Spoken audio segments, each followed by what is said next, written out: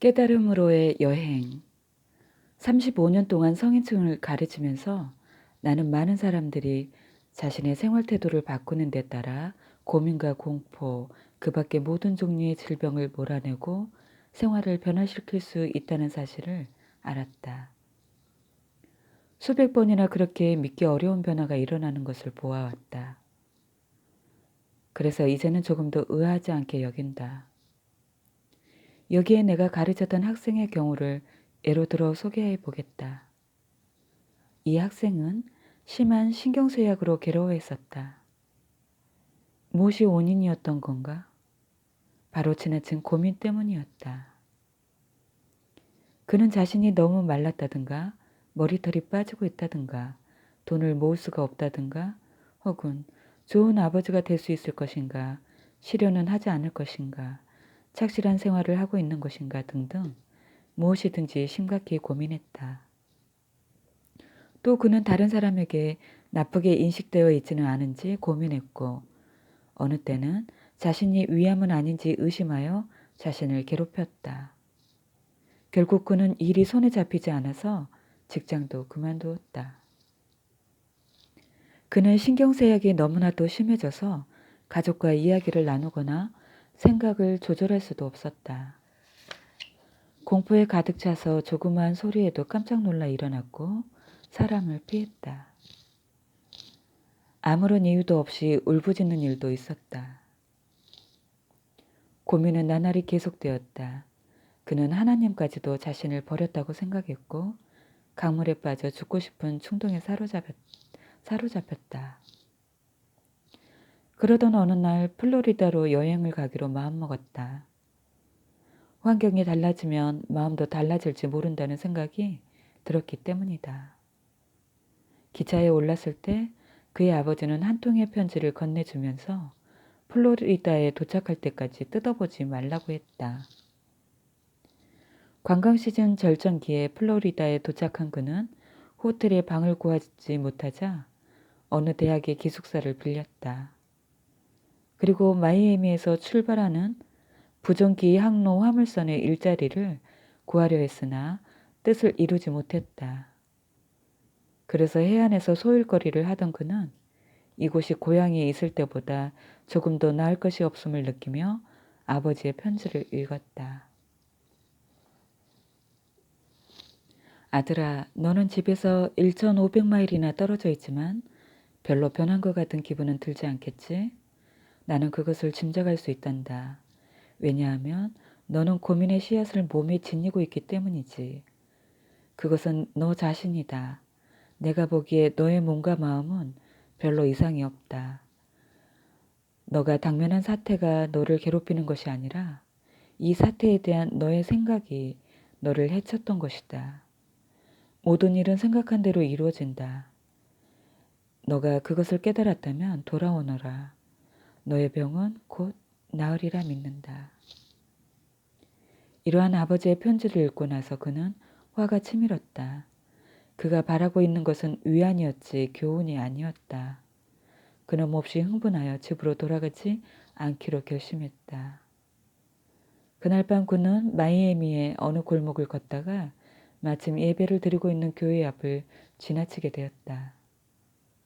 별로 갈 곳도 없던 터라 그는 그곳으로 발길을 옮겼다. 마음을 이겨낼 수 있는 사람은 한 고울을 지배하는 사람보다 강하다라는 성경 말씀에 대한 설교가 진행 중이었다. 예배당에 앉아서 아버지가 편지에 써놓은 것과 같은 얘기를 듣고 있다 보니 그는 내리에 축적된 쓰레기와 먼지가 씻겨져 내리는 것 같았다. 그리고 난생 처음 분명히 사물을 생각할 수 있게 되었으며 자신이 어리석었다는 것을 깨달았다. 즉, 참다운 것이 무엇인지 알게 된 것이다. 그는 지금까지 전 세계와 그 위에 살고 있는 전 인류를 바꿔놓고 싶다고 생각했는데 정말 바꿔놓지 않으면 안 될 유일한 것은 카메라 렌즈의 초점과도 같은 자신의 마음이었던 것이다. 이튿날 아침 그는 짐을 꾸려 고향으로 향했다. 그리고 일주일 후 예전의 일자리로 돌아갔고 4개월 후에는 실연으로 끝나지는 않을까 걱정하고 있던 여인과 결혼했다.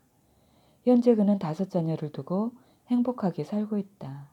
또한 그는 신경쇠약으로 고민하고 있던 시절에는 18명의 직원을 거느린 자그마한 백화점의 주임이었지만 현재는 450명의 직원이 근무하는 제조회사의 중역으로 일하고 있다.